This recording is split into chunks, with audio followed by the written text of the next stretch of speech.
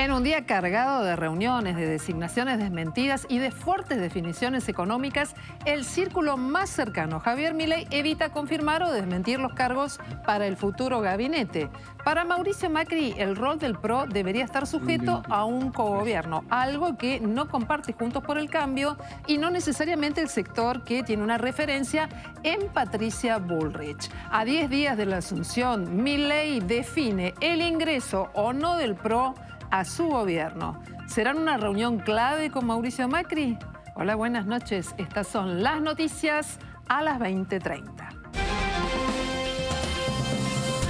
Javier Milei recibió a Patricia Bullrich en el Libertador Hotel en medio de rumores sobre su posible designación. Hoy trascendió que podría ser nombrada al frente de la cartera de trabajo, pero la versión fue desmentida y aseguran que la definición solo la conoce el presidente electo. Mientras tanto, Bullrich anunció que deja la presidencia del PRO y que va a llamar a elecciones en su partido el año que viene, mientras vuelve a sonar su nombre como posible ministra de Seguridad.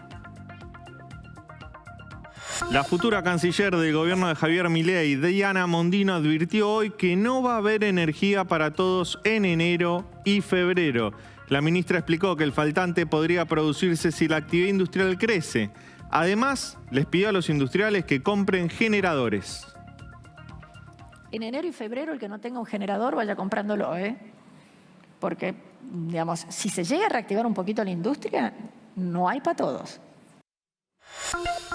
Comerciantes de distintos rubros afrontan una parálisis en sus locales en medio de la incertidumbre ante el cambio de gobierno. Es que además de las ventas escasas, deben lidiar con la falta de stock de mercadería. Los proveedores no entregan mercadería o lo hacen de manera parcial, además de la habitual traba a las importaciones. Hay proveedores que no están entregando mercadería, otros que entregan una parte sí, una parte no, te entregan el 10% de un pedido que vos hacés. Se hace muy difícil mantener los stocks. Otro atentado de Hamas en Jerusalén terminó con 5 muertos. Los 2 terroristas fueron abatidos por militares y un civil cuando dispararon contra una multitud en una parada de colectivos. Además, murieron 3 mujeres que fueron alcanzadas por la balacera. En tanto, continúan la tregua en la guerra y fueron liberados otros 2 secuestrados, mientras que se espera el intercambio de otros 6. Las elecciones en Boca finalmente fueron suspendidas. Hubo malas noticias para los socios porque no se llegó a un arreglo en la conciliación obligatoria.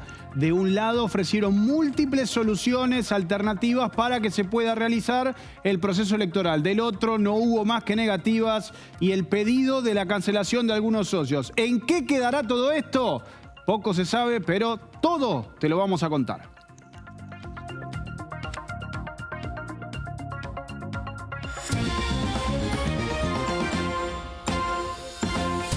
El presidente electo Javier Milei recibió a Patricia Bullrich en su búnker del Hotel Libertador. No hubo anuncios todavía, pero el encuentro se produjo en medio de rumores de todo tipo sobre el cargo que va a ocupar la ex candidata a presidenta de Juntos por el Cambio. En este momento incluso se habla de una posible definición sobre el rol de Patricia Bullrich y de una posible reunión entre el presidente electo y el expresidente Mauricio Macri. Esta mañana Patricia Bullrich estuvo en el Libertador Hotel para reunirse con Javier Milei. El encuentro duró 1 hora aproximadamente y terminó sin declaraciones, pero tampoco anuncios. La exministra llegó a la reunión en medio de rumores sobre un posible ofrecimiento para ocupar la Secretaría de Trabajo. Un cargo similar había ocupado durante el gobierno de la Rúa, recordarás, fue ministra de Trabajo. Esta versión fue desmentida en Off the Record, aunque en público afirman que hay que esperar la oficialización de Javier Milei. Atención, porque esta noche hay varias versiones alrededor de cuál será el rol de Patricia Bullrich. Una de ellas tiene que ver con la posibilidad de que se convierta en ministra de Seguridad. Otros hablan del área de defensa, pero en rigor nada está confirmado. Estas versiones coexistieron con los rumores de desacuerdos con Mauricio Macri, tanto con el presidente electo como con la propia Patricia Bullrich. Y en medio de la ola de versiones, Bullrich publicó este sugestivo tuit donde anuncia elecciones en su partido en el PRO. ¿Qué dice? Vamos. Convocaré elecciones internas para principios de 2024 con el fin de renovar las autoridades nacionales del PRO Argentina. Mi decisión es no presentarme para un nuevo mandato. Dedicaré todo mi esfuerzo, energía y tiempo en trabajar por una Argentina próspera y segura. Mientras tanto, había trascendido que Macri se iba a reunir con Milei esta mañana. Ese encuentro fue suspendido. Además, a esta hora no está confirmada una reunión entre ambos, aunque algunas fuentes señalan que esta misma noche se puede llegar a producir un encuentro. A esta hora el expresidente está en un evento de la gestión de Rodríguez Larreta en el Teatro Colón.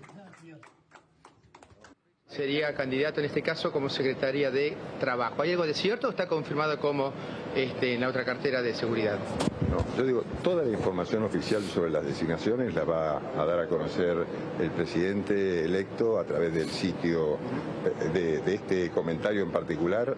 Lo acabo de escuchar de ustedes. ¿Y de así seguridad? Que no. Porque lo vemos usted reunido con la cúpula del ministro de Seguridad saliente, se reunió con la cúpula de la Policía Federal. ¿Usted es posible que usted también designe a una persona de su confianza ahí en esa cartera de seguridad? No, eso es una decisión del presidente, no es una decisión mía.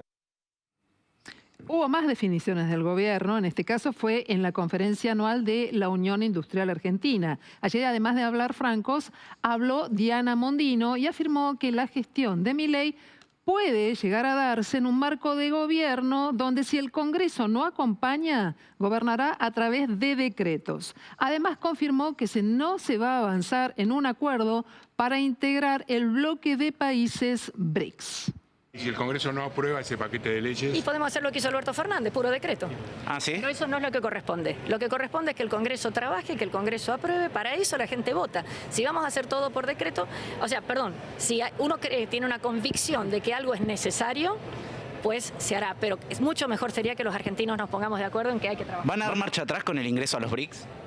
¿Por qué marcha atrás? Nunca se aprobó la entrada. Porque Argentina estaba impulsando el gobierno actual el ingreso a los BRICS y había una posibilidad de... Por eso, no van a ingresar. Nunca hemos ingresado a los BRICS. En el momento de disertar, la futura canciller Diana Mondino dejó, como te lo anticipamos en los títulos, una frase que es inquietante para los usuarios hogareños, pero también para los que producen. Y tiene que ver nada más ni nada menos con la posibilidad de que vuelva a faltar energía durante el verano. Leandro, vamos a ir por este tema porque trae muchas cosas para comentar. Sí, esta definición la dio Mondino hoy frente a empresarios de la Unión Industrial Argentina. Les advirtió, vayan comprando generadores porque se viene un verano caliente en todo sentido. Vamos a escucharla. Argentina tiene un gasto público que es más del doble que hace 20 años. Y los servicios públicos no son mejores que hace 20 años, al contrario. Hay peor salud, peor educación, peor infraestructura, peor energía, peor todo. En enero y febrero el que no tenga un generador vaya comprándolo, porque, si se llega a reactivar un poquito la industria, no hay para todos. No. Así que ahí hagan contrato, hagan algo, porque no alcanza lo que hay. La futura canciller, que también es economista, Mondino, se está refiriendo a la baja inversión que hubo en el sistema energético en los últimos años y que podría haber problemas este verano, en enero y en febrero, si se reactiva la actividad industrial. Ahora, esa hipótesis de reactivación de la actividad industrial entra en colisión, o por lo menos en contradicción, con las declaraciones de ayer de Milei, que dijo, vamos a una profunda estanflación. Si hay una profunda estanflación, eso significa que hay una recesión o por lo menos un estancamiento económico. ¿Qué dicen fuentes del sector energético? Que no es necesario, como dijo Mondino, que se reactive la actividad industrial para que haya cortes de energía este verano. Si llegan las temperaturas a 42 grados durante el verano, es muy probable que por lo menos en la zona del AMBA haya cortes de energía, cortes de suministro eléctrico. Recordemos el verano pasado, que fue un verano en el cual en la ciudad hubo un montón de cortes, por lo menos en la zona de Edesur más que en la zona de Edenor, y eso provocó piquetes en las calles, protestas de la gente, un montón de reclamos incluso judiciales perjudiciales a la compañía eléctrica. Eso puede volver a suceder, no tiene nada que ver la actividad económica con los cortes de luz. Argentina tiene un problema estructural en su matriz energética, por lo menos en las inversiones en generación y distribución eléctrica, y esto es lo que está advirtiendo la futura canciller. Puede volver a suceder en enero y en febrero, por eso les alerta a los industriales: vayan comprando generadores. Bien, por otra parte, estamos cerrando el mes de noviembre, hoy es el último día, llega diciembre, va a ser un mes muy interesante para mirar muchas cuestiones políticas, económicas, cíclicas en materia económica, y ya empezamos a pensar precios, inflación, proyecciones, qué dirá el INDEC, pero los estimadores privados están allí a la orden del día. Sí, ya hoy cerramos el mes, como decías, y ya todas las consultoras económicas privadas tienen su estimación, su propia medición de cuánto dio la inflación en noviembre, y tengo una mala noticia para darte: volvió a ser una inflación de 2 dígitos. Según Ecogo, que es la consultora conducida por Marina Dal Poyetto, muy respetada en el mercado, la inflación en noviembre habría sido de 13,4%. Analítica de Ricardo Delgado habla de una inflación de 12,4%, y CIT, Asesores Económicos de Camilo Tiscornia, es la que tiene un pronóstico más bajo, más moderado, 11,5%. Un mes en noviembre que estuvo marcado por el balotaje y por la incertidumbre en cuanto a la definición del próximo presidente. Si bien en noviembre, luego del balotaje, los dólares bajaron, se moderaron, hubo relativa calma cambiaria, los precios igual fueron por arriba de la evolución del dólar ante la incertidumbre, como te decía, de qué podía ser el próximo presidente, cuál iba a ser su plan económico, si el plan de dolarización de Milei estaba o no sobre la mesa. Bueno, efectivamente parece que no, pero toda esa incertidumbre, todas esas expectativas pasaron a precios. Y si seguramente fuiste esta semana al supermercado a hacer unas compras, te diste cuenta que desde el balotaje al día de la fecha aumentaron muchísimo los precios. Volvemos a tener una inflación de 2 dígitos, y para diciembre el pronóstico es aún peor. Se espera una inflación más elevada que en noviembre, y más aún si el nuevo gobierno decide hacer una devaluación. Este es uno de los temas que hoy se hablaba en la cumbre de empresarios de la Unión Industrial Argentina. El acceso al dólar, cuál va a ser el programa económico de Javier Milei, qué va a pasar con el sinceramiento de variables de la economía, y por supuesto se trataba de averiguar cuál iba a ser el precio del dólar. Muchos de los industriales dan por hecho que se va a venir una devaluación, y va a ser una devaluación importante. Probablemente uno de los que alzó de manera más enfática el tono para señalar cuánto tiene que valer el tipo de cambio fue Cristiano Rattazzi. ¿Por qué? ¿Qué dijo? Bueno, él habló de un valor de entre 600 a 800 pesos, pero fue muy crítico de los valores actuales. Fíjate. ¿Le gusta el plan económico de Milei? Me encanta, estoy de acuerdo con él. Hace años lo hablo con él. Me encanta que el país vuelva a ser un país insertado en el mundo, sin ese invento de dólares BNA que no existe y es solo para algunos privilegiados. Yo creo que si liberan va a estar entre 7 y 8. Y me parece un dólar, es el dólar que está, es más bajo que el que está. El 3.65 es una ficción idiota de una banda de idiotas. Bueno, Leandro, ¿qué te pareció esta declaración de Cristiano Rattazzi? Y además, si se confirma esta modificación, ¿qué consecuencias trae aparejadas en la economía real? Bueno, el mercado está esperando esto, ¿no? Una devaluación decidida o instrumentada por el próximo gobierno, por el gobierno electo de Javier Milei. Nadie sabe de cuánto va a ser. El piso de esa devaluación que espera el mercado son 600 pesos. ¿Por qué 600 pesos? Porque es el actual dólar exportador. El 50-50 está en 600 pesos, más o menos un poquito más. Ese es el piso de la devaluación que se espera. Dentro del mercado hay otros que dicen, no, tendría que estar más alto, 600 pesos te quedas corto, aplica toda la violencia de golpe y al inicio del gobierno, toda la violencia cambiaria, entre comillas, y dicen tendría que estar encima de 800 pesos, porque 800 pesos, encima de ese precio están los dólares financieros, hoy el MEP y el contado con liquidación. Eso sería un tipo de cambio más competitivo para las exportaciones, y sería la forma que tendría el gobierno de reducir la brecha cambiaria hasta un 25%, que es lo que estima Fernando Marul, un economista del mercado.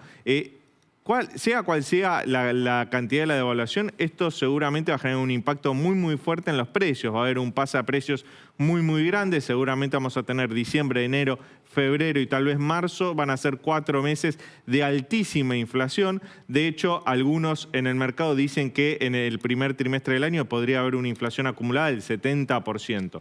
¿Qué pasó hoy con el dólar? Bueno, el dólar blue sigue cayendo ante esta relativa estabilidad cambiaria. Todavía la gente no cobró el sueldo de noviembre, que se va a empezar a cobrar a partir de mañana y la semana que viene. Y en ese contexto nadie tiene liquidez para ir al dólar. Por eso el dólar blue cayó 2,16%, cerró 905 pesos. En un momento estuvo por debajo de la barrera de los 900 pesos. El dólar MEP y el contado con liquidación subió, pero subió poco, 2,5% y 1,8%. Yo te decía que a partir de la semana que viene seguro vamos a ver estos dólares subir. ¿Por qué? Porque la gente va a cobrar el salario y va a tener liquidez para dolarizarse, porque muchas empresas también van a buscar dolarizarse antes de la semana del 11 de diciembre, que es cuando ya Milei va a empezar a anunciar sus reformas económicas y a enviarla al Congreso. Entonces la semana que viene va a ser una semana en la cual seguramente vamos a ver distintos inversores, empresas y actores del sistema financiero ir al dólar y cómo estos dólares van a ir subiendo marginalmente. Leandro, ¿me ayudas a desentrañar esta madeja que se formó entre Mercado Pago, el Banco Central, las entidades bancarias y financieras? ¿Cómo terminó? Te lo digo brevemente, Mercado Pago ganó, salió victorioso de los dos rounds que tuvo que enfrentar hoy. Se enfrentaba a los bancos tradicionales y al Banco Central. ¿Por qué te digo esto? Porque a partir de mañana entraban en vigor dos normativas que lo afectaban. Una era la interoperabilidad de los pagos con QR. ¿Qué significa esto? Que vos vas a un comercio y no importa cuál sea la marca del QR, podés pagar con cualquier tarjeta de crédito. Por ejemplo, si vas a un comercio que tiene Mercado Pago y tenés una tarjeta de crédito de un banco, podés pagar igual. Hoy en la actualidad eso no se puede hacer, solo podés pagar con transferencia cuenta a cuenta, no con tarjeta de crédito. Mercado Pago se oponía a esto y finalmente el Banco Central accedió al pedido de Mercado Pago y prorrogó esta normativa hasta el 1 de febrero. El otro tema era los DEBIN, los débitos inmediatos. Lo utilizan mucho los usuarios de Mercado Pago para traer dinero de su cuenta bancaria a la cuenta de Mercado Pago e invertirlo en el Fondo Común de Inversión. ¿Qué había decidido el Banco Central? Que a partir de mañana esa forma de traer dinero, débitos inmediatos, no funcionaba más y era reemplazada por otra forma, la transferencia pool. Bueno, Mercado Pago ayer sacó un mail, que te lo contamos acá, advirtiendo a sus usuarios que iban a tener problemas para ingresar dinero en sus cuentas. ¿Qué pasó? El Banco Central también dio marcha atrás y pospuso la medida hasta el año que viene. De esta forma, las nuevas autoridades del Central, las autoridades que ponga Toto Caputo y Milei, son las que van a decidir sobre la cuestión de fondo.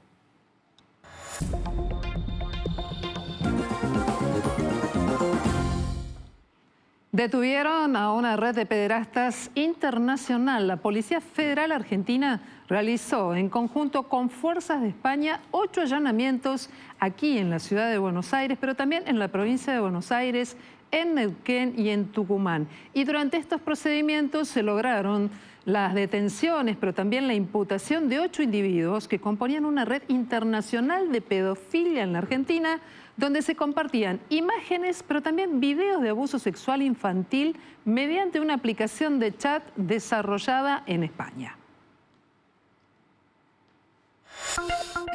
La Corte Suprema rechazó los planteos del Gobierno Nacional y la ciudad de Buenos Aires podría recibir una suma millonaria. La desestimación es contra el recorte establecido por el gobierno de Alberto Fernández en 2020, cuando el presidente tomó la decisión de tomar parte de la coparticipación de la ciudad para pagar aumentos a la policía de la provincia de Buenos Aires. La Corte ya había establecido una cautelar en diciembre del 2022 a favor de la ciudad, pero ahora el monto que adeudaría el gobierno nacional a la ciudad es de 220.000 millones de pesos. En la anteúltima sesión del año de la legislatura porteña, los diputados de la ciudad sancionaron una nueva ley de ministerios y de esta forma se elimina el Ministerio de Gobierno, pero se crea el de Infraestructura. Además, se desdobla Justicia y Seguridad. Las 10 carteras ministeriales quedan conformadas así: Hacienda y Finanzas, Justicia, Seguridad, Salud, Educación, Desarrollo Económico, Cultura, Desarrollo Humano y Hábitat, Espacio Público, Higiene Urbana e Infraestructura. En tanto, habrá 6 secretarías. Vamos por ellas. general, legal y técnica, de comunicación, de asuntos estratégicos, de gobierno y de vínculo ciudadano. Y atención porque hay alerta meteorológico por lluvias y tormentas fuertes que incluye Capital Federal. Hoy la máxima alcanzó los 31 grados sobre nuestra ciudad. Tuvimos la llegada de viento norte cargado de humedad. La presión está descendiendo de forma rápida. Todos los ingredientes para la formación de tormentas. Y de hecho, ya a esta hora estamos registrando la llegada de los primeros chaparrones y tormentas acompañando a la entrada de esta masa de aire cargada de humedad. Pero este aviso de alerta cubre no solo la ciudad de Buenos Aires, sino gran parte de la región central del país. Vamos a ver en el mapa el detalle de la alerta. Y atención, la zona naranja, la provincia de Buenos Aires, el norte de la provincia de Buenos Aires, el sur de Santa Fe y de Entre Ríos, tiene la probabilidad de que lluevan entre 40 y 80 milímetros. Además, los fenómenos de tormentas a partir de la mañana de mañana van a aumentar la intensidad tanto que no se descarta granizo danino, granizo significativo y ráfagas de viento. Y después en la zona amarilla los fenómenos pueden ser fuertes, pero se esperan menos acumulados de precipitación. Especial atención porque vamos a tener intermitencias en los fenómenos, no se van a dar de forma continua, pero realmente la intensidad puede ser destacada. Vamos a ver el Rain Alarm para ver a esta hora dónde se encuentran las principales lluvias. Y ya vamos a ver que las tormentas se empezaron a formar de forma aislada sobre la provincia de Buenos Aires. Pero como está tan inestable la atmósfera, se forman las tormentas inmediatamente, aumentan de intensidad en poquitos minutos. Por eso vemos primero manchitas verdes y amarillas, pero rápidamente colores violetas, fucsias. Eso indica que ya se está registrando caída de granizo muy cerca de Capital Federal. Acá está la ciudad de Buenos Aires, unos 50 kilómetros hacia el sur de nosotros hay una línea de tormentas fuertes que se está desplazando hacia el Río de la Plata. Pero vean que se está formando un tren de tormentas de forma rápida. Se viene una madrugada y un día viernes con gran inestabilidad. Y ya se registraron tormentas fuertes. Les voy a mostrar imágenes de la ciudad de Santiago del Estero, en el norte argentino, con temperaturas que alcanzaron casi los 40 grados y rápidamente se desarrollaron tormentas supercelulares. Esto significa que es la antesala de los tornados. Vean la coloración verde acompañando a la lluvia muy intensa y el granizo. Por suerte, la ciudad de Santiago del Estero capital registró ráfagas de viento que alcanzaron los 70 kilómetros por hora y lo principal se registró, por eso digo por suerte, en la zona rural. La lluvia fue muy intensa, cayeron 97 milímetros en 1 hora y media y en muchas zonas rurales, además, la tormenta vino acompañada de caída de granizo. Recuerden que la República Argentina está en una de las zonas más activas en materia de tormentas severas. Se llama el pasillo de los tornados. El callejón de los tornados se encuentra sobre los Estados Unidos y el pasillo de los tornados en segundo lugar, toda la cuenca del Plata en la República Argentina, Uruguay y sur de Brasil. El mayor registro de tormentas fuertes y severas se extiende desde finales de octubre hasta marzo, cuando las condiciones termodinámicas están presentes.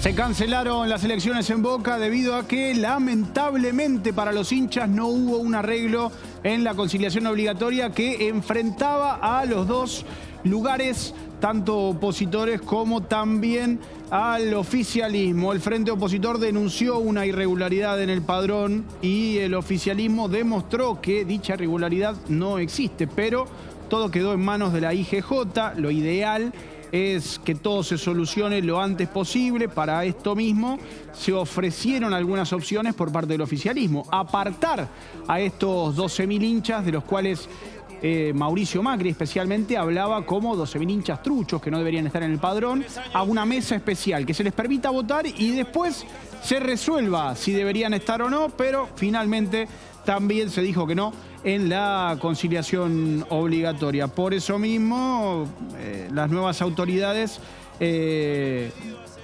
definirán más adelante. El oficialismo se mostró realmente abierto a que se puedan otorgar otras soluciones para que se pueda dar, pero no fue así. Lo ideal es que todo pueda definirse antes de 2024 para que se pueda conocer el futuro de absolutamente todo y se pueda encarar las pretemporadas de 2024 de la mejor manera en todas las disciplinas, ¿no? De esta manera podrían tener solución tanto Juan Román Riquelme y Jorge Amorameal como también Andrés Ibarra y del otro lado Mauricio Macri junto a también Andrés Ibarra, como les comentaba recién. En el lugar de River Plate se sabe que habrá o está la posibilidad de que haya un partido amistoso ante ni más ni menos que el Inter de Miami, en una gira por Estados Unidos. Uno de los posibles rivales sería el elenco que, entre tanto argentino, tiene ni más ni menos que a Lionel Andrés Messi, a la máxima figura del fútbol mundial, y la chance de disputar este amistoso trascendental sería en la pretemporada que se iniciará en enero.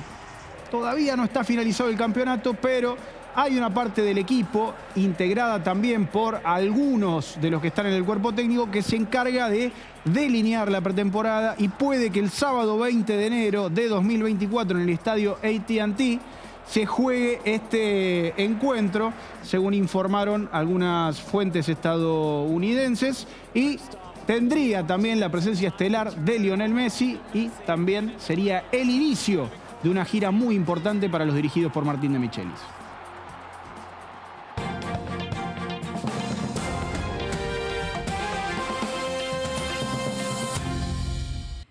Se recibió un informe a las 7:38 hora local sobre un ataque terrorista con disparos en el Boulevard Weizmann, en Jerusalén. Así informaron las autoridades policiales sobre el ataque que se produjo cuando dos terroristas bajaron de un vehículo y abrieron fuego contra la gente en una parada de autobús. Dos soldados fuera de servicio y un civil armado en el lugar respondieron al fuego y mataron a los hermanos Murat e Ibrahim, que fueron los responsables del atentado. Las víctimas fatales fueron identificadas como Olivia Dickman, de 24 años, el juez rabínico Ashdod Elimelech Wasserman, de 73 años, y Hannah Ifergan, de unos 60 años.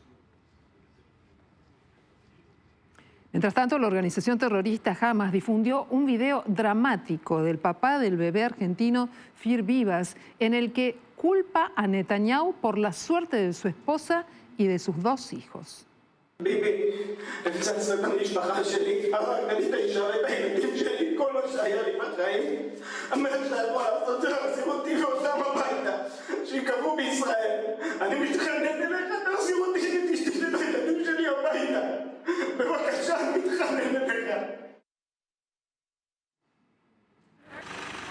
Por otro lado, y luego de esta situación, Hamas entregó 2 rehenes en la plaza palestina de Gaza y se esperan más liberaciones tras un acuerdo de última hora alcanzado con Israel para prorrogar la tregua. Y justamente Israel identificó a las rehenes liberadas como Mia Shem, de 21 años, que fue capturada en una fiesta junto con muchos de los otros rehenes que están secuestrados todavía en Gaza, y Amit Sousana, de 40 años.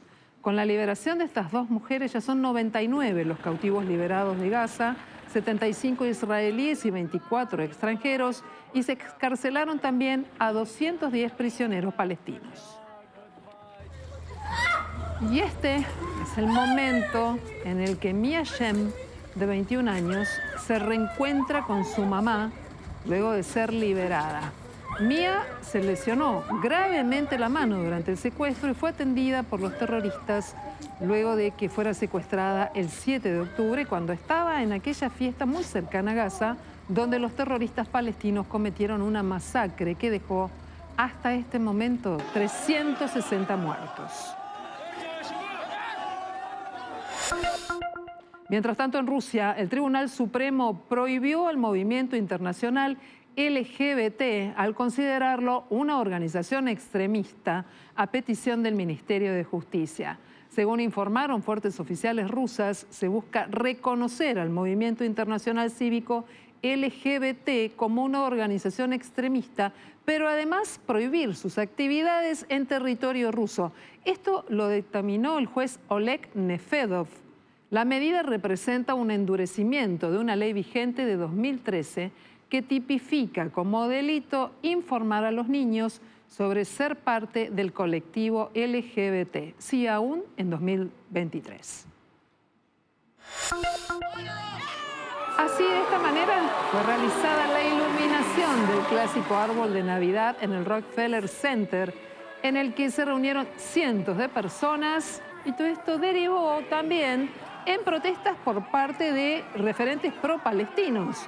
La policía de Nueva York desplegó un operativo de seguridad en el que detuvieron a varios manifestantes, pero que por el momento no se convirtió y no se confirmó si van a enfrentar cargos.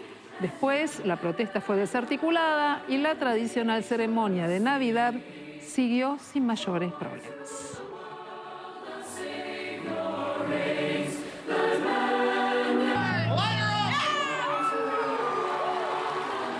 Cuando volvamos de la pausa aquí en Noticias a las 20:30, vamos a tratar de encontrar una respuesta a un tema muy delicado. ¿Qué pasa con los insumos médicos? Aquellos que son claves y que hoy con problemas por la importación no se consiguen. ¿A cuántas personas afecta?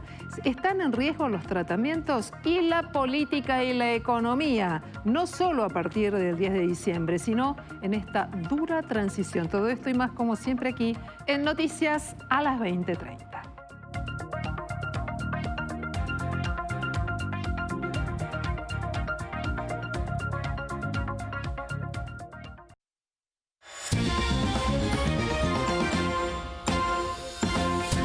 En este momento se está generando un espacio, una reunión en la que se despide Horacio Rodríguez Larreta luego de tantos años de gestión. Pero atención, porque allí hay un dato político. Patricia Bullrich confirmó negociaciones con Javier Milei para integrar su gabinete. Evitó dar detalles, pero dio algunos indicios de que podría llegar a haber durante las próximas horas un anuncio.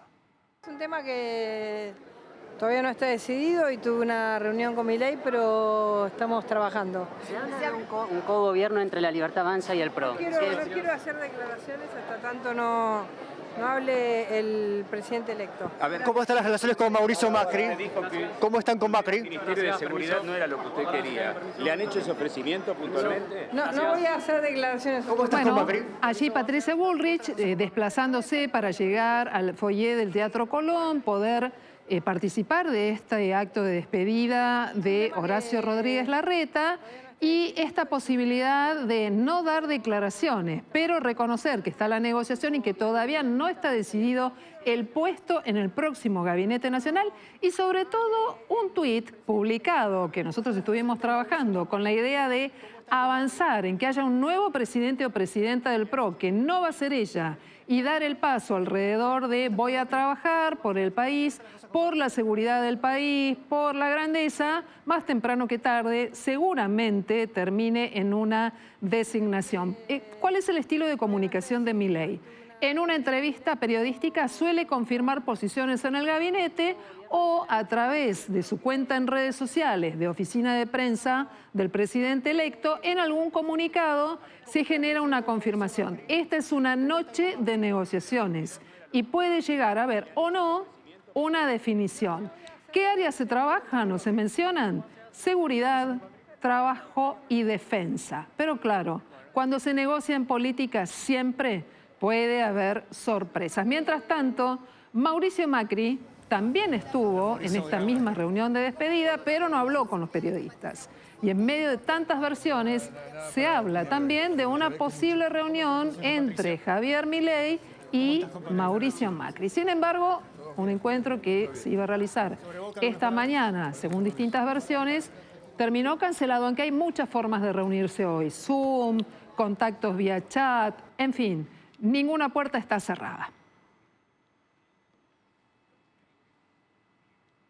Prometimos hablar de economía, de esta transición que es dura y de la economía que viene. Ustedes saben que estamos discutiendo mucho a propósito de la estanflación, de la inflación, de la recesión económica, de los posibles efectos, de los 6 meses que vienen para la Argentina. Vamos a retomar este tema porque hoy fue un día de declaraciones y un día de reunión de empresarios. Esta noche vuelvo a agradecerle a Carlos Leiva, economista, integrante del último gobierno de Juan Domingo Perón, que esté con nosotros aquí, porque a todo este combo que es tan delicado, algún economista, por ejemplo Roberto Kachanowski, anoche mismo aquí en Noticias a las 20:30, dio un indicio a propósito de que si no se toman las medidas acertadas rápido, puede terminar toda esta situación en un Rodrigazo. Una vez más, el tema del Rodrigazo, doctor. Bueno. ¿Coincide con Kachanowski o no? Bueno, él dijo que si no se toman las medidas acertadas, ergo, no sé, ¿cuáles serían las medidas acertadas para que esto no constituya un Rodrigazo? No ¿Para usted? idea. ¿Cuáles serían? No, yo creo que, digamos, conceptualmente, ¿qué sería el Rodrigazo? Traducción. Hay una evidencia que hay un conjunto de precios que están en boca de la decisión del Estado, que están atrasados respecto de otros precios. La inflación esencialmente es un problema en precios relativos. Tenemos un atraso cambiario, que es evidente, tenemos atrasos en los niveles de ciertas tarifas, hay un galimatías de precios, consecuencia de haber tratado de tapar, emparchar, para que no surgiera la tasa de inflación que realmente debería tener la Argentina, como consecuencia de un continuum de desaciertos. La Argentina, en rigor, porque me parece que la declaración más rebomante, más allá de lo que ha dicho Kachanowski, que seguramente tendrá sus razones, está anunciado por Milei que vamos a una estanflación. Ya no es un pronóstico de un asesor de Corporación América, sino que es el propósito del presidente. Es decir, que él desea una estanflación, porque si no diría voy a tratar de evitarla. Él dice que vamos a una estanflación. Eso quiere decir que va a tomar medidas consistentes que profundizan la inflación, o sea, que aumentan la tasa, casi diría inevitable si quiere acomodar todos los precios relativos sin otra condición, y que producen más estancamiento, es decir, más caída de la actividad. Yo hablo de profundización porque, en rigor, desde mi perspectiva, los años que tengo, la Argentina está en estancamiento desde hace prácticamente 50 años. Fíjese usted que Rapetti, un economista, macroeconomista muy respetado y conocido, hizo una cuenta en el año 2020 y determinó que el producto por habitante de 1974 era igual al del 2020, o sea, ayer nomás. Claro. Eso le habla a usted que la Argentina realmente está estancada de largo plazo, no cabe duda. No se explicaría sino que produzcamos la cantidad de pobres que producimos sistemáticamente. Nunca hubo una caída radical de la pobreza, sino que hubo oscilaciones con un mínimo siempre en porcentaje del 25, pero como la población crece, ese 25 del año T+1 es más alto el número de personas que el 25 del año T-0, T-1. Es decir, estamos en una línea de estancamiento, pero además hemos siempre tenido inflación. Es cierto que hubo un periodo, el de la convertibilidad, en que no tuvimos inflación, pero nos aumentó la deuda para poder importar, de suerte que bajasen los precios. Cuando nosotros tuvimos la restricción externa del tipo de cambio, la inflación volvió a galopar. Entonces la Argentina tiene una enfermedad de estancamiento con inflación, estanflación, hace muchos años. Y en esto permítame que le diga simplemente algo de economía. La economía tiene dos corrientes principales, llamémosle así, la keynesiana y la ortodoxa tradicional. La ortodoxia tradicional sostiene que para evitar la inflación es necesario restringir los niveles de demanda, por ejemplo, la demanda pública. Obviamente, cuando usted tiene esta inflación, si usted restringe la inflación, en esta inflación profundiza el estancamiento. La política keynesiana, por el contrario, dice que cuando usted tiene estancamiento, lo que tiene que procurar es un aumento de la demanda por el sector público, pero si usted tiene inflación y tiene estancamiento, lo que va a hacer usted es aumentar la inflación y no necesariamente revertir el estancamiento. Es decir, las herramientas tradicionales para una enfermedad que no está en los libros de texto porque avanzó en los años 70, una cosa nueva para la economía, no son suficientes. No digo que no sean necesarias, pero claramente no lo son. Entonces, el dilema que tiene la Argentina hoy es exactamente eso. Estamos en esta inflación. Es horrible lo que dijo Cristina, que anunció la catástrofe social, porque estamos en catástrofe social hace años. Bueno, justamente quería que compartiéramos el testimonio de la vicepresidenta de la Nación. A ver, porque dijo algunas cosas más alrededor de esto, y me gustaría su idea, ya algo anticipado, ¿verdad? Pero que volvamos a esta cuestión, porque ella también ha sido parte. ¿Viste, Luchi, lo que dijo el presidente de esta inflación? Ah, sí, me acuerdo de una charla tuya en Río Negro, me acordaba. ¿Vos estuviste en la charla nueva de Río Negro? ¿Cómo te acordás? Ahí que en marzo de este año debe estar casi. Dios mío.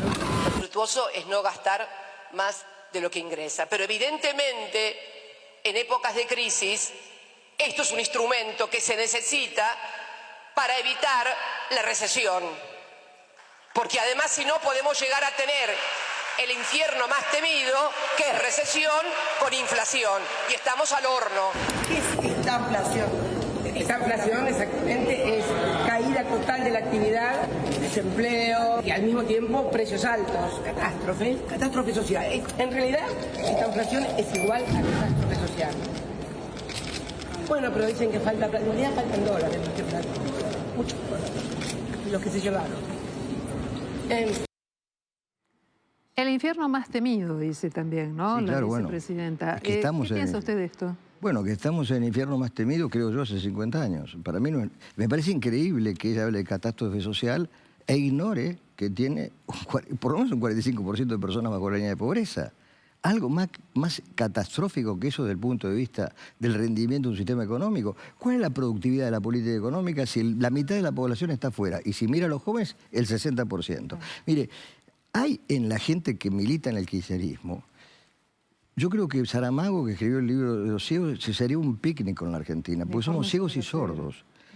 Hoy Kicillof, que es parte autor del pensamiento del grupo colectivo y seguramente del TikTok de Cristina, habló de las maravillas de la provincia de Buenos Aires, cosas que seguramente son ciertas, pero no habló de que tiene pobreza en la provincia de Buenos Aires. Es la misma persona que dejó de medir la pobreza porque era estigmatizante. Entonces, eso es una negación de la realidad militante. Y puedan hablar de esa manera. La Argentina está en una catástrofe hace años, de la que Cristina es parte, no solamente por su gobierno, sino por su participación, por ejemplo, en el menemismo. Ella fue activísima. No se hubiera privatizado YPF si no hubiera habido la demanda de Cristina Kirchner, diputada provincial de Santa Cruz, para que se lograra ese proceso. Es insólito. Es un país que no tiene memoria. Pues digo, estamos sordos y ciegos. No queremos ver nuestra realidad. Pero tiene un presente inquietante, Leiva, ¿eh? Y entonces, escuchamos a Cristina Kirchner, tenemos los datos sobre pobreza, los jóvenes en situación de pobreza, una situación muy alarmante.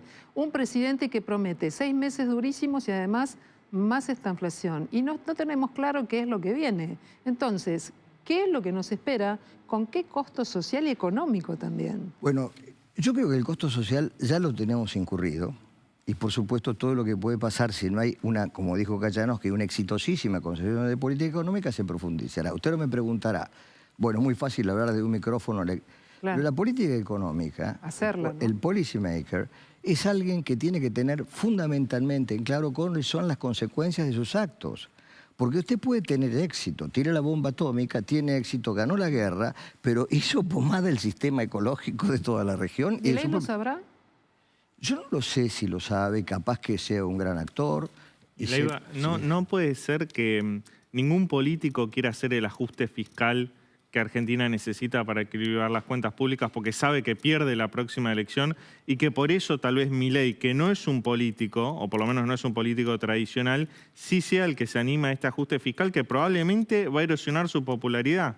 Bueno, a ver, yo no puedo hacer esa cuenta porque no lo sé, pero a ver, ajuste fiscal. El primer punto, tengo un minuto para decirlo, yo quiero decir, el corte del ajuste fiscal, el primer punto es un problema moral. Primer problema moral. En Argentina se calcula que hay 600.000 personas que cobran una jubilación por discapacidad que no están discapacitados, salvo que haya habido una guerra de la que no nos enteramos. Bueno, es muy fácil establecer la veracidad de ese derecho a jubilarse. ¿Estamos de acuerdo? Sí. Son 600.000 jubilaciones. Sí. Hay 1.700.000 personas que se han jubilado sin haber podido demostrar que hayan alguna vez trabajado en su vida. Nunca hicieron aporte, no acusan a nadie que no haya hecho el aporte y además tienen bienes que calcula el ANSES que son más de 2 propiedades por jubilado. Esas personas seguramente no necesitan de su aporte para la caja de jubilación. 1.700.000, John Aldo Guadagni. Ahí ya tenemos 2.300.000 personas que cobran cheque del Estado que claramente desde el punto de vista moral no tendrían derecho de cobrarlo. No tendrían ninguna razón, ninguna justificación para cobrarlo. Porque tienen el dinero y porque están sanos, no están discapacitados. Entonces, ese hecho moral es un signo primero. En tercer lugar, viene el ejército de personas que claramente no han ido nunca a trabajar. Todo el mundo lo sabe, los conocen, son identificables. Yo creo que esas cosas, nadie diría que son un ajuste. Eso no es un ajuste, eso es simplemente... Y fíjese una cosa, ¿sabe qué hizo Perón en 1974? La primera ley de prescindibilidad. ¿Sabe por qué? Porque cuando vino, dijo, eso está en sus discursos, cuando yo me fui en 1955, la Casa de Gobierno tenía 300 empleados. Ahora tiene 3.000, dijo Perón. Habían pasado solo 10 años. ¿Y sabe una cosa? En el 74 bajó el empleo de la administración pública respecto de 1973. ¿Usted lo sabía? Seguramente no, porque digamos, la deformación de la historia dice que eso fue un jolgorio. Y segundo, ¿usted sabe que el impuesto a la cuarta categoría en ganancias es una ley de Perón del 73? Y Carlos, ¿por qué los políticos actuales, pienso, el gobierno de Alberto Fernández, el gobierno de Macri anterior... ¿Por qué dice usted que son políticos? Porque son no, son personas que tienen conchavo público. Los políticos son las personas que tienen ideas acerca de lo que hay que hacer en el Estado para crear una nación. Entonces no discutirían de personas, discutirían de ideas. ¿Usted vio alguna discusión de ideas en algún programa, en alguna vez en la historia argentina? Falta una mirada estratégica en la Argentina. La tienen, pero por supuesto. Primero pasamos a suprimir la mirada estratégica. En 1975, para atrás, había un organismo que se llamaba Consejo Nacional de Desarrollo, del que participaban ingenieros, matemáticos, físicos, biólogos, químicos, gente de altísimo nivel intelectual, que pensaban en el octavo piso del Ministerio de Economía el destino de distintas actividades de la Argentina, pensaban en el país a largo plazo y obligaban a la política a discutir en términos materiales de largo plazo. ¿Usted cree que si hubiera un mínimo de cerebro colectivo habríamos roto el ferrocarril? Existe un país con el tamaño de la Argentina que tenía la red más grande de toda América del Sur, que la hayamos levantado por el capricho de un hombre de una cultura mínima, como Carlos Menem. Leiva, ¿no siente un poquito de una vuelta a los 90? Hoy lo escuchábamos a Diana Mondino. Sí, tal cual. Sí, tal cual. No solo Mondino, también Francos, que viene del kirchnerismo, porque fue hasta ayer nomás funcionario del gobierno, ¿no? Sí, hay una vuelta al menemismo. Da prestigio. La gente imagina que estuvo mejor. No vio las consecuencias de ese breve minuto de estar mejor. ¿O no será que después estuvo muy mal y entonces valora es que cada vez va a estar positivamente? peor. Cuando usted está en una línea de barranca abajo, no puede sentir nunca que el pasado no fue mejor. Estaba más arriba. Siempre. Perón lo decía de esta manera, no se preocupe, los que vengan nos harán buenos. Porque siempre vamos para atrás. No se olvide de la primera frase que le dije, 74, 2020. Sí. Mismo PIB per cápita. Rapetti, que es un economista no ideológico, profesional, esa es una cuenta, yo cito a él, pero lo mismo dijo Federico Sturzenegger, cuando hizo la cuenta sobre Australia y la Argentina. ¿Y sabe qué? Biden, en su presentación de este año, con el informe del Consejo de Asesores Económicos de los Estados Unidos, presentó un gráfico donde hay 3 países, Estados Unidos, Singapur, que a partir del 75 supera el PIB per cápita de Estados Unidos, y Argentina, que desde 1800 hasta 1975 tuvo un PIB que, respecto de Estados Unidos era el 70% más alto, siempre, constantemente, hasta el 75 en que fue muchísimo más alto. Bueno, esto desmiente, y permítame 2 cosas. La primera, que es falso que alguna vez la Argentina fue el país más rico del mundo. Créanlo si quieren. No fue potencia, digamos. No se puede volver a ser una potencia si nunca se ha sido una. Pero además, en ese momento que se alude como momento maravilloso, es un momento en que había una cosa llamada el Imperio Británico. Y la Argentina era un país vacío, de tierras inexploradas, donde venían toneladas de inmigrantes por año a poblar el país. Aumentaban los recursos, la tierra y la población y el capital. Los ingleses ponían los trenes, la maquinaria, las exportaciones. El imperio se cayó. Eso es irrepetible. No puede volver a ser. De ninguna manera. Entonces, realmente, hablar de un lugar que fue exitoso, pero que no fue una potencia, ni el país más rico del mundo, y suponer que ese es el horizonte, la utopía donde debemos volver, es tener una idea retrospectiva de la historia. La Argentina tiene por delante un desafío gigante.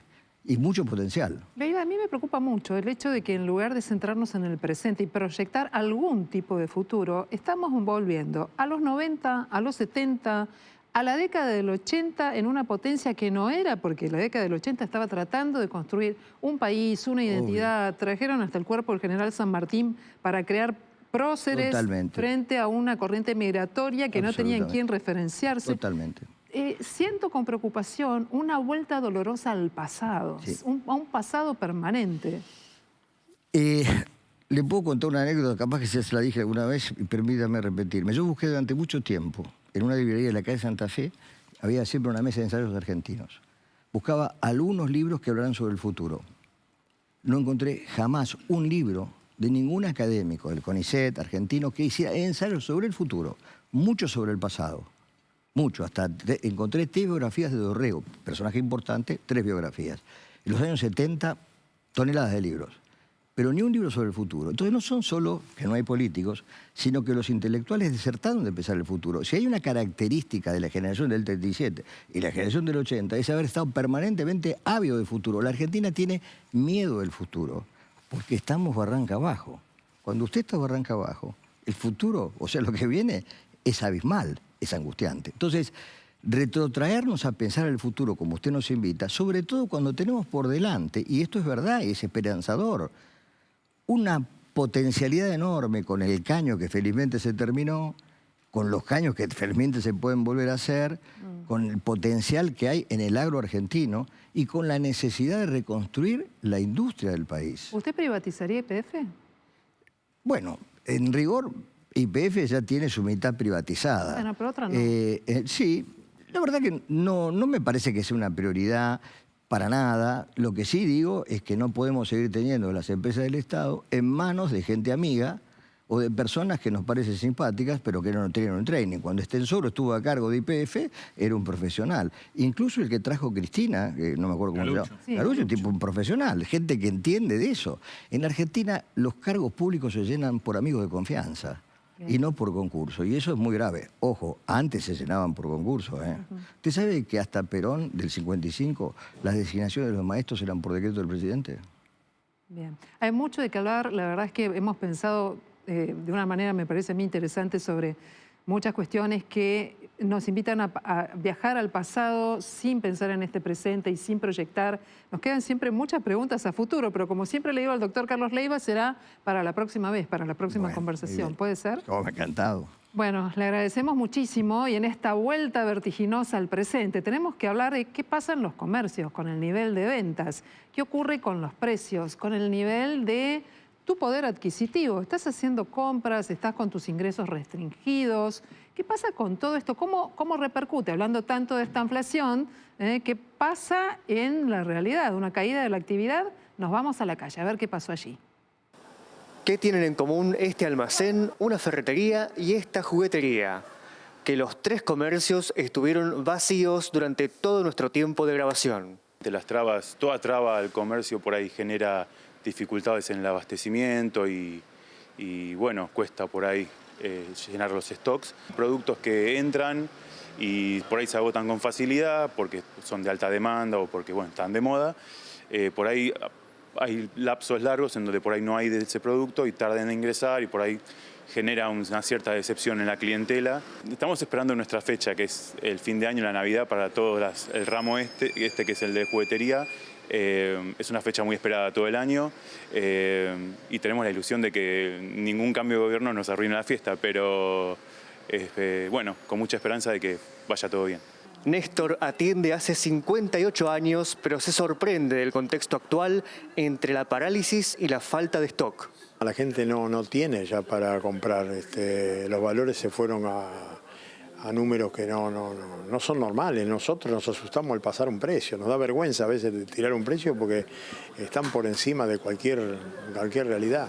Hay proveedores que no están entregando mercadería, otros que entregan una parte sí, una parte no, te entregan el 10% de un pedido que vos hacés.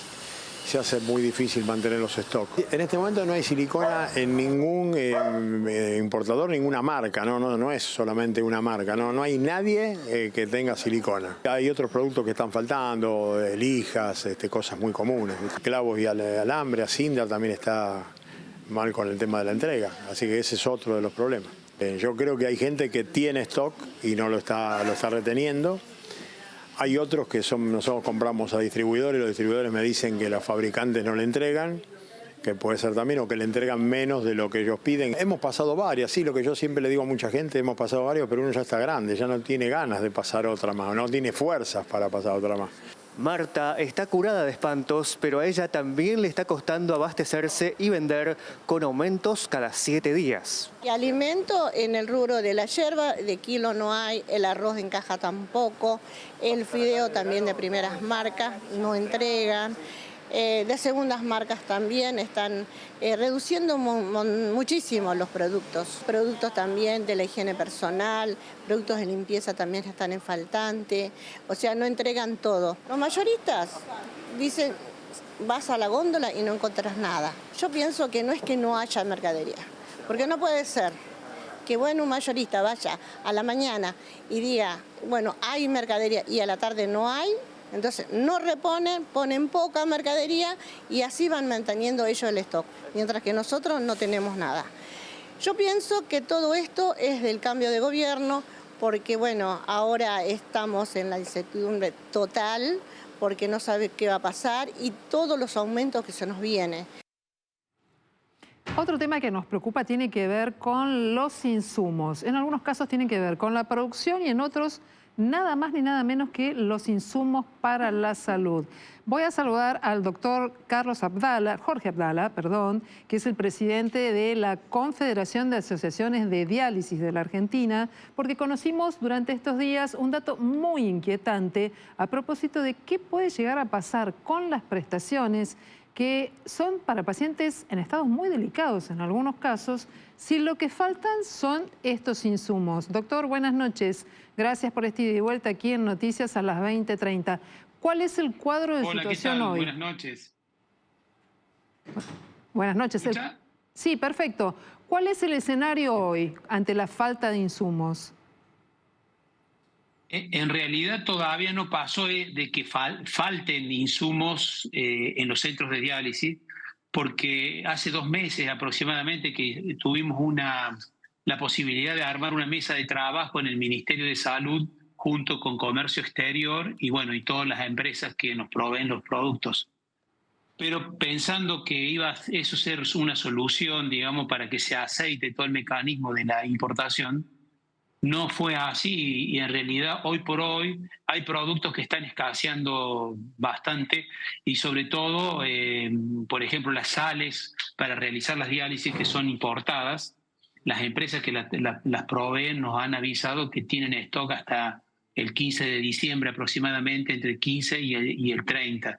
O sea que eso es grave para nosotros y por supuesto si no tenemos ese elemento, si nos falta un solo elemento, no podemos hacer la diálisis.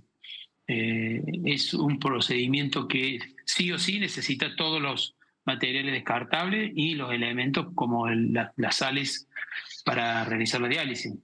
Claro, doctor, por eso hablábamos de los faltantes en el stock, la provisión que no es la regular, no es la que es necesaria. ¿Cuántos pacientes se verían afectados por esta situación en este momento?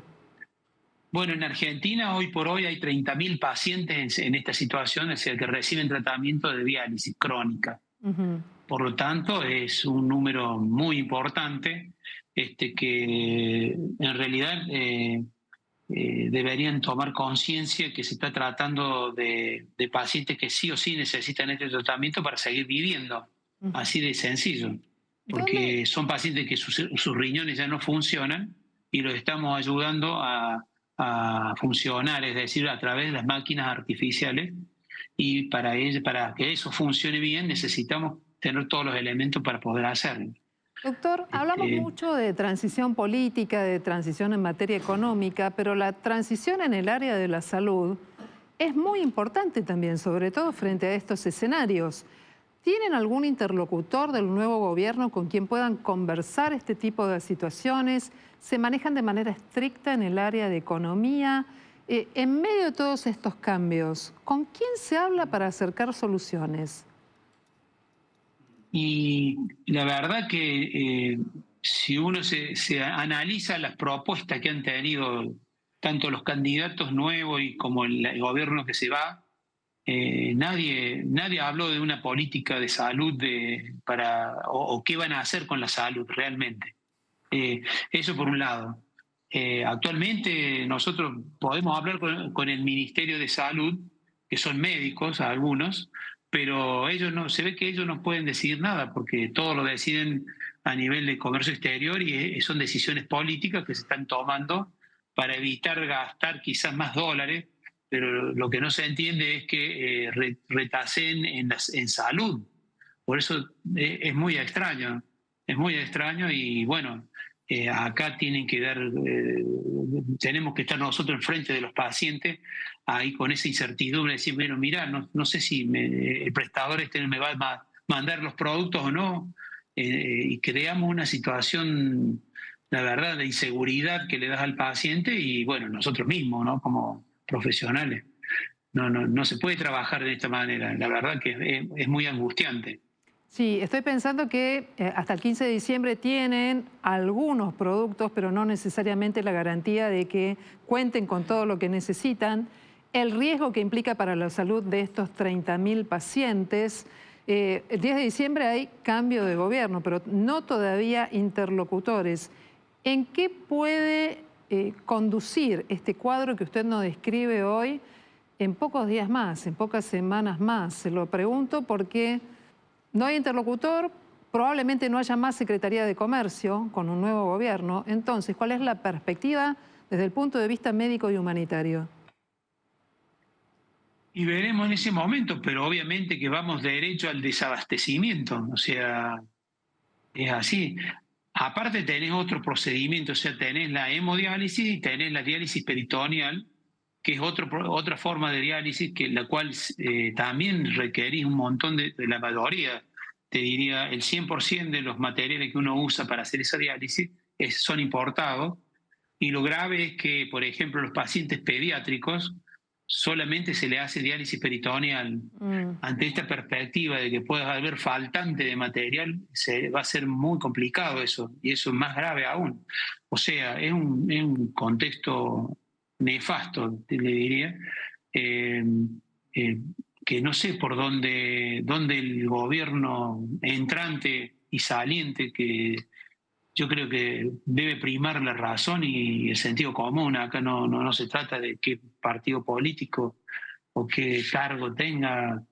Tienen que hacer algo porque esto realmente vamos a chocar, y si chocamos va a ser muy duro el choque. Bien, doctor, ese vamos viendo que usted acaba de decir define una situación. Le agradezco mucho que nos haya puesto al día con esta situación. Ojalá encuentren interlocutores y sobre todo una solución para los pacientes. Es el doctor Jorge Abdala, el presidente de la Confederación Argentina de Diálisis. Muchísimas gracias. Buenas noches. Gracias a ustedes por difundirlo. Buenas noches. Por favor, buenas noches. Leandro, tuvimos en materia internacional y política una noticia muy fuerte que fue la muerte de Henry Kissinger. ¿Qué es esto? Un hombre muy importante. Murió ayer en su casa en Connecticut a los 100 años. Henry Kissinger es secretario de Estado de Estados Unidos y ex consejero de Seguridad Nacional de Nixon y de Ford. Es un hombre que por la mitad de la biblioteca lo odia, la mitad de la biblioteca lo ama. ¿Por qué? Y bueno, porque cuando pasó por el gobierno de Estados Unidos apoyó las dictaduras en el Cono Sur. Los golpes de Estado en el Cono Sur, de hecho, fue una figura clave para el golpe de Estado de Pinochet Allende en Chile. También fue un criminal de guerra. Recordemos que fue uno de los arquitectos intelectuales de extender la guerra de Vietnam a Laos y Camboya. Pero por otro lado recibió el Premio Nobel de la Paz por su rol en el conflicto de Medio Oriente, por otro lado, es una figura clave porque logró acercar a Estados Unidos y a China. Bueno, ahí lo vemos en imágenes con Jorge Rafael Videla, el ex dictador argentino, con Pinochet apoyando a las dictaduras del Cono Sur. Pero como te decía, fue la figura clave de la diplomacia del ping-pong, de restablecimiento de relaciones diplomáticas entre Estados Unidos y China en la época de Mao y de Nixon. Kissinger es tal vez el hombre de Estado y la mente, el académico, con más influencia en la política internacional en los últimos 70 años. Para que tengas una idea de su vigencia, el año pasado, a los 99 años, publicó su último libro, Liderazgo, donde analiza 6 liderazgos en la política internacional. Hace unos meses nomás viajó a China para darle una mano al presidente de Estados Unidos, Joe Biden, en la relación con ese país, con el gigante asiático. Se va una figura que dejó una huella imborrable, para bien y para mal, en la política internacional.